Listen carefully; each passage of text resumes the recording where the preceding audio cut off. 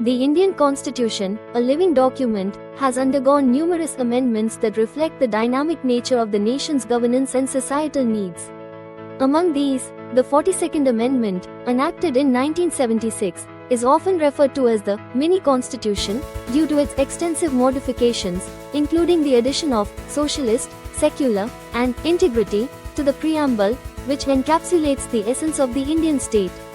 The 52nd Amendment, introduced in 1985, was pivotal in curbing political defections through the anti-defection law, reinforcing the stability of elected governments. A significant shift in electoral participation occurred with the 61st Amendment in 1988, which lowered the voting age from 21 to 18, empowering the youth of the nation.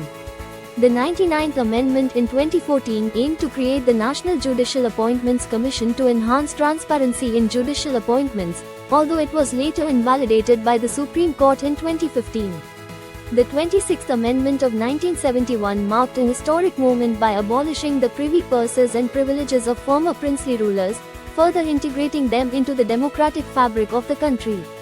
The 73rd and 74th Amendments, both enacted in 1992, granted constitutional status to Panchayati Raj institutions and urban local bodies, respectively, thereby decentralizing power and promoting local governance. In recent years, the introduction of the Goods and Services Tax (GST) through the 101st Amendment in 2016 has revolutionized the taxation system, streamlining various indirect taxes into a single framework.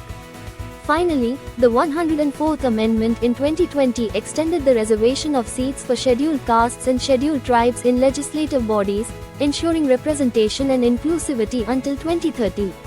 Each amendment not only reflects the evolving political landscape but also underscores the commitment to uphold the principles of justice, equality, and fraternity enshrined in the Constitution.